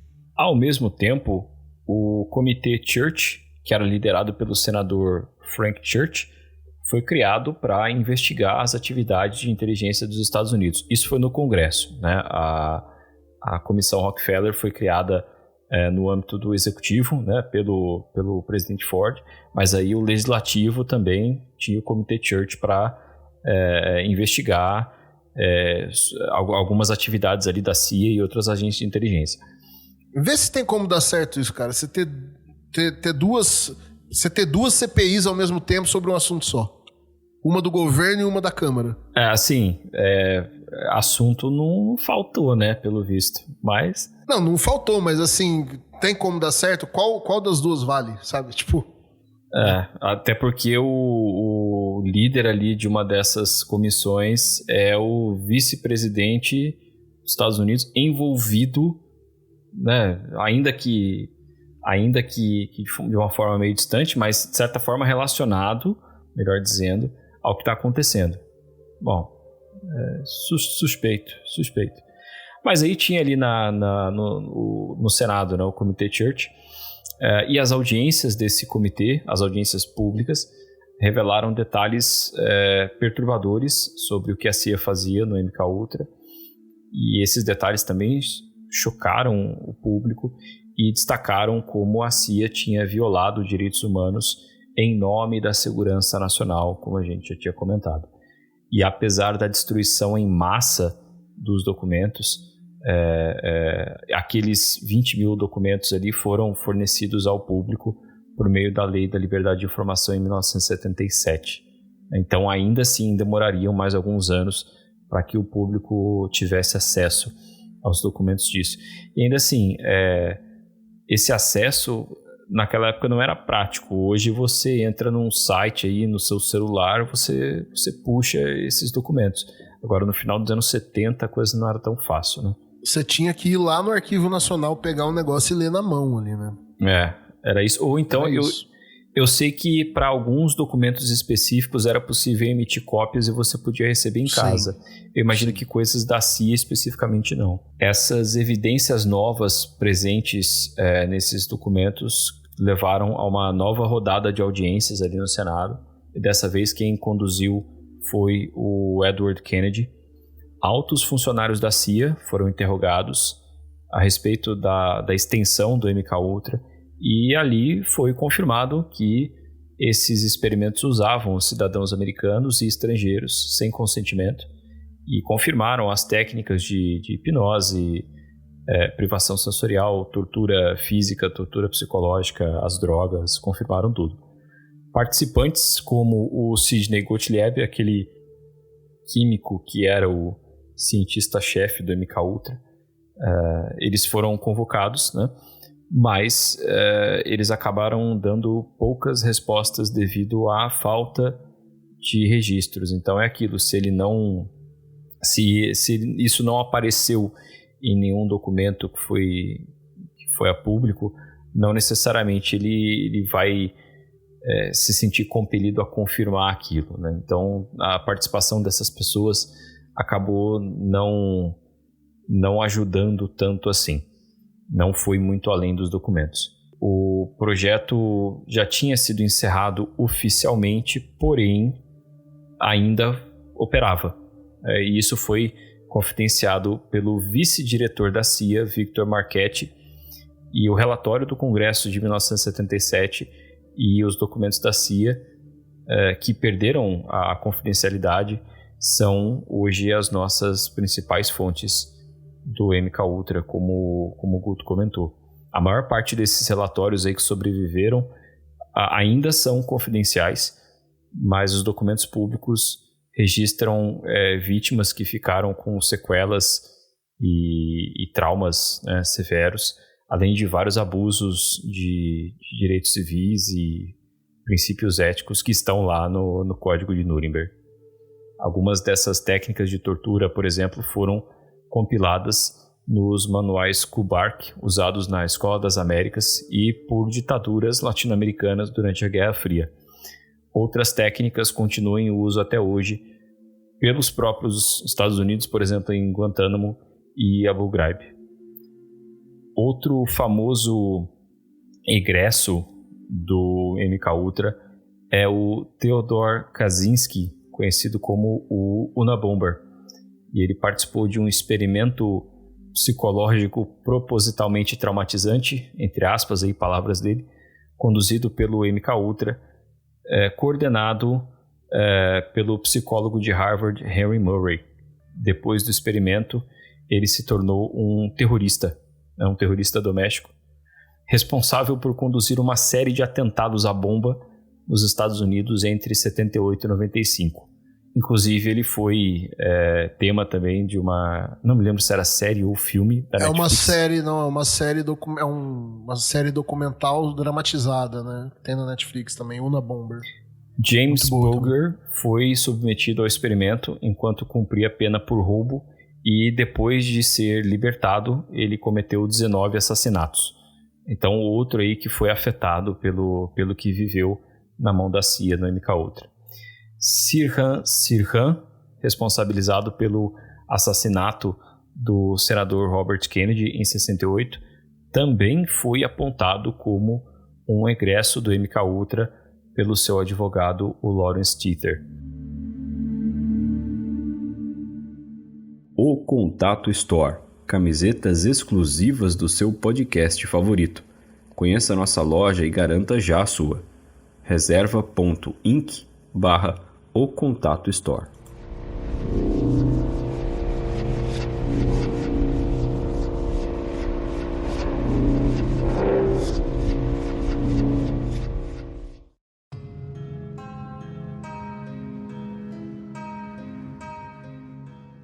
Falei, né, que o Gottlieb era o cientista-chefe ali e ele nunca foi julgado pelo seu papel nesse programa, mas as suas ações, claro, geram debates éticos muito intensos até hoje. Ele alegou na época que ele acreditava que estava protegendo os Estados Unidos de ameaças comunistas. Bom, algumas das vítimas desses experimentos, por exemplo, os pacientes do Donald Cameron lá no Canadá, processaram o governo dos Estados Unidos e receberam algumas compensações financeiras, mas muitos outros sujeitos que passaram por essas experiências, aliás, a maioria deles, nunca foram identificados. Então fica no ar essa questão aí.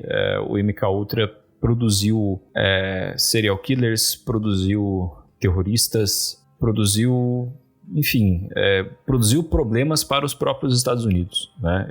E causou indiretamente a morte de várias pessoas.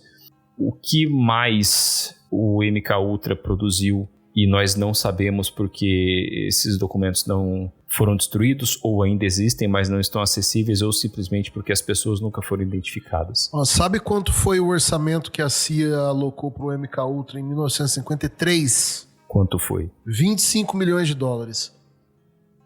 25 milhões de dólares. Isso em 1953, sei lá, se você corrigir para hoje, deve dar quase $1 bilhão.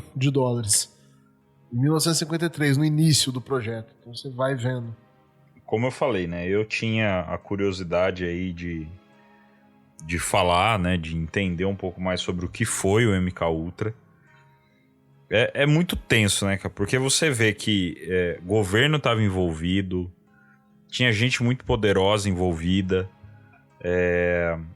a própria CIA, a CIA não estava envolvida, né? A CIA estava atolada no meio desse processo.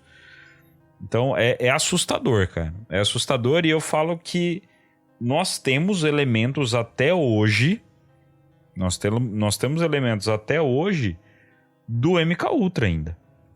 Até hoje. Então, dá até pra falar que será que acabou?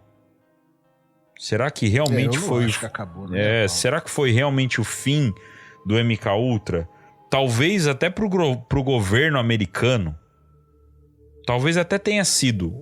Mas aí entra de novo naquilo que a gente sempre repete.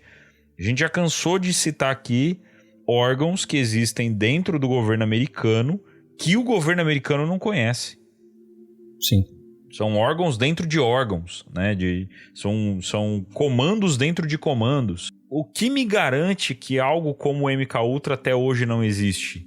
Não dá pra gente cravar, né? É pura conspiração? Isso eu já não diria tanto conspiração, porque o MK Ultra é uma realidade.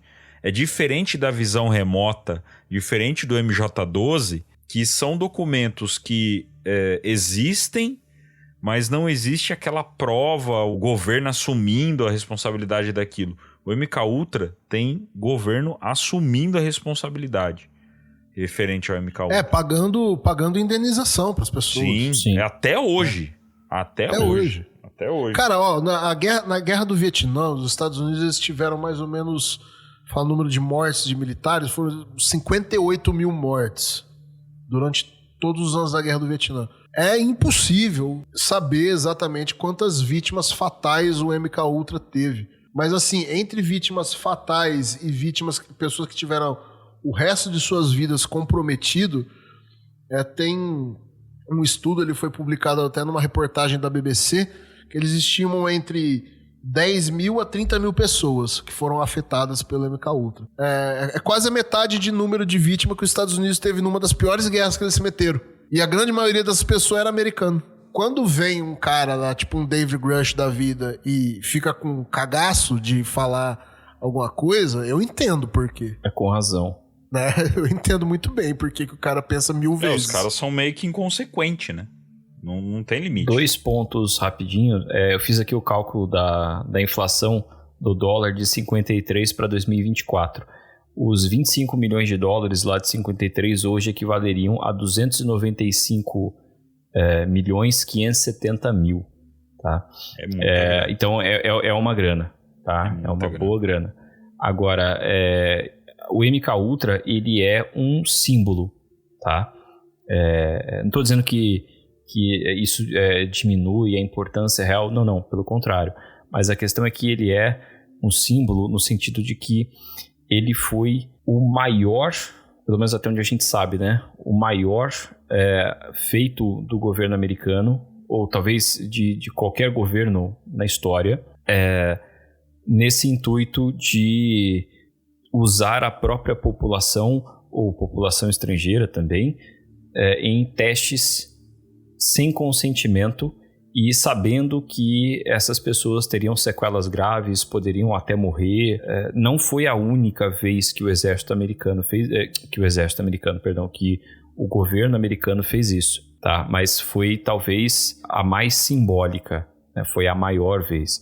Na Segunda Guerra Mundial, por exemplo, a Marinha dos Estados Unidos, ou foi o exército, agora não me lembro, mas os militares dos Estados Unidos testaram efeitos de granadas de gás em seus próprios recrutas, sem eles saberem. Eles eram colocados em salas, a granada era jogada lá, não avisavam nada para ninguém, e aí queriam ver qual que ia ser o efeito daquele gás nos caras. Então isso é um exemplo de coisas que foram feitas, né?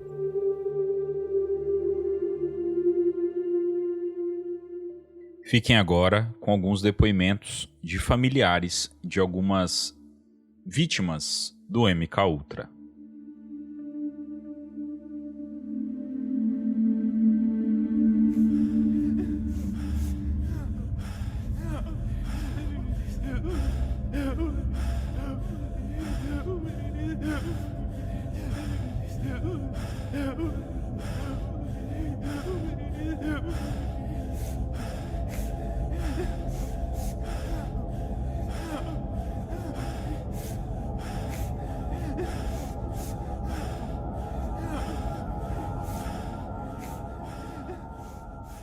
O pai foi vítima do Dr. Cameron. Ele era um esquiador saudável de 27 anos, canoísta e muito atlético. Ele tinha asma. Disseram a ele que se ele fosse para o Allen Memorial Hospital, poderiam curar sua asma. Mas não foi bem assim.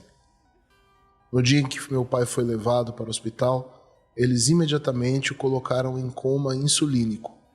Então, pegaram clipes da entrevista dele com o psiquiatra e colocaram em uma fita para tocar em loop debaixo do travesseiro enquanto ele era colocado nesse tratamento de sono. Ele também foi colocado em coma insulínico por 36 dias, com uma gravação ao seu lado, dizendo que sua mãe o odiava repetidamente. Isso ficava ao lado da cama constantemente, num looping sem fim. Outro método comum era o uso de eletrochoque extremo Page-Russell. O tratamento de choque Page-Russell é aproximadamente 75 vezes mais forte que um tratamento de choque normal, e foi projetado para apagar a memória. Ele recebeu 54 tratamentos de choque de alta voltagem, seguidos por 54 convulsões. Após 27 dias disso, eles disseram que estavam desanimados porque ele ainda tinha laços com sua vida anterior, no sentido de que estava pedindo para ver sua esposa. Eles decidiram dar a ele mais tratamentos de choque Page-Russell e colocá-lo para dormir por mais 30 dias. Quando os pacientes eram liberados do Allen Memorial, eles e suas famílias nunca mais seriam os mesmos.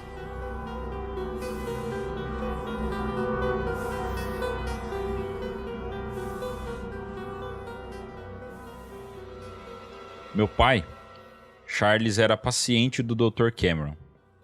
Ele tinha uma neuralgia do trigêmeo, como é chamado, onde há uma dor na têmpora que irradia para a mandíbula, que é permanentemente excruciante. Eles disseram que era psicossomático, o que não é, mas naqueles dias, o que eles sabiam? Então, eles o enviaram para um psiquiatra. Este psiquiatra estava trabalhando com Cameron, embora não soubéssemos. Então, ele colocou meu pai direto no programa. Ele nunca mais foi o mesmo. Ele tinha um olhar vago, ele não sabia quem éramos, ele não sabia que éramos suas filhas. Ele perdeu o emprego, ficamos na pobreza depois que ele saiu. Ele havia dito em sua entrevista com o psiquiatra que eu era a menina dos olhos dele, e depois que ele voltou para casa, ele começou a me bater, não muito tempo depois. Eu estava tendo problemas com os meus pais. Meu pai e minha madrasta decidiram me colocar no Allen Memorial Institute. Eles não tinham ideia do que acontecia lá dentro. Eu tinha 16 anos quando estava lá. Recebi um copo de refrigerante, assim como as outras crianças, e esse refrigerante estava misturado com LSD. Foi horrível. Bom, tem muito que eu não consigo lembrar depois de sair do Allen. Quando a minha família veio, eu era um zumbi. Eu nem sabia quem eles eram. A CIA sabia que estava quebrando todas as leis morais, éticas e legais mesmo nos livros para fazer esses experimentos. Todos eles estavam por trás disso. Todos sabiam o que estavam fazendo e não estavam fazendo isso por cuidado ou por amor. Estavam fazendo por razões militares e políticas. Eu estou tomando medicação agora por causa de coisas que aconteceram comigo quando eu tinha 16 anos. Não recebi nenhuma compensação, nenhuma desculpa. E eu quero que todos saibam no Canadá o que aconteceu naquele hospital horrível, horrível.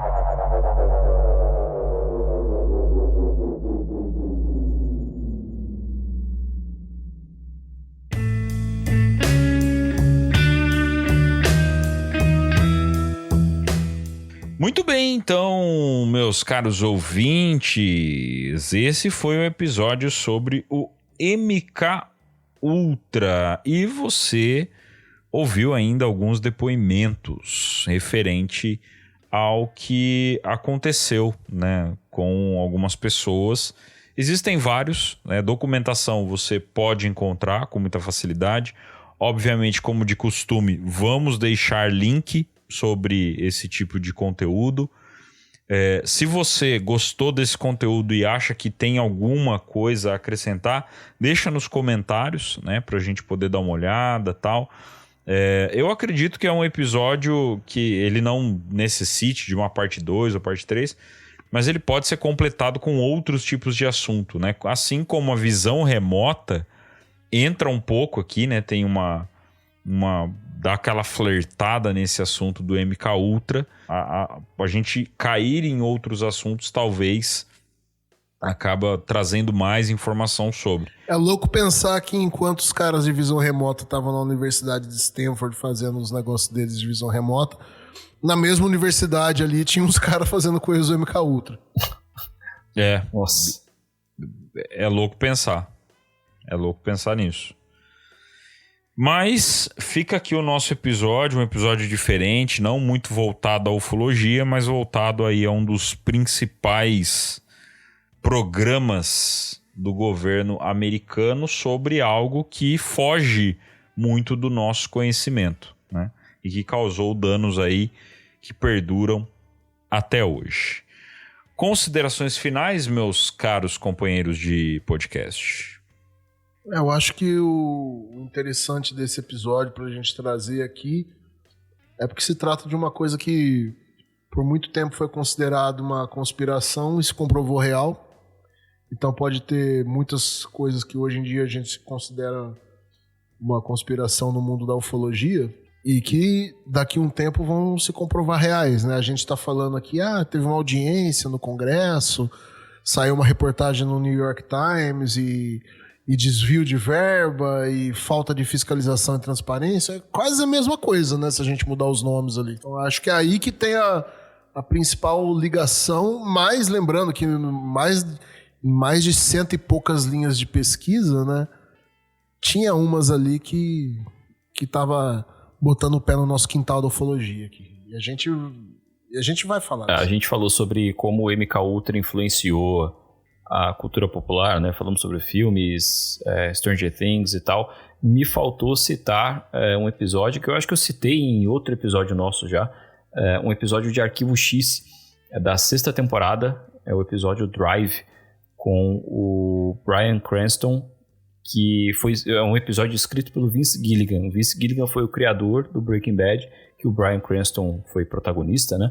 E foi justamente o trabalho que apresentou um ao outro. E aí, vários anos depois, eles vieram a trabalhar juntos na série que foi, para mim, né? Pelo menos uma das maiores séries de TV já feitas. Esse episódio, Drive, ele foi inspirado no MK Ultra. O personagem do Bryan Cranston, ele é afetado por alguma forma que ele não entende, e aí é o trabalho do Mulder e da Scully descobrir isso, mas ele é afetado ali e compelido a dirigir sem parar. E aí, se ele para de dirigir, acontecem umas paradas lá que ele enfim, ele precisa continuar dirigindo. Na hora que o combustível do carro acaba, é um problema. Enfim, tá na 6ª temporada, é um dos primeiros episódios, acho que o 2º ou 3º episódio. Procurem assistir, tá? Aquilo ali é uma retratação fictícia, né? Mas tem elementos do MK Ultra ali também. Qual que é o episódio mesmo da 6ª temporada? Eu vi aqui, é o 2º episódio, Drive. Muito bem, então, meus caros. Tá aí, tá feito um episódio bem diferente, mas que necessário pro tipo de conteúdo que a gente gosta de trazer aqui. E claro, antes da gente finalizar, temos que agradecer os nossos mais novos apoiadores do nosso podcast. Sejam bem-vindos à base de apoio, nossos amigos Davis e Mário. Muito obrigado pelo apoio de vocês. Não se incomodem com os corpos jogados no chão do nosso grupo de apoiadores, ou grupo de loucos, como gostamos de chamar. Esperamos que vocês tenham gostado desse episódio. Nos encontramos na semana que vem em mais uma edição do O Contato Podcast.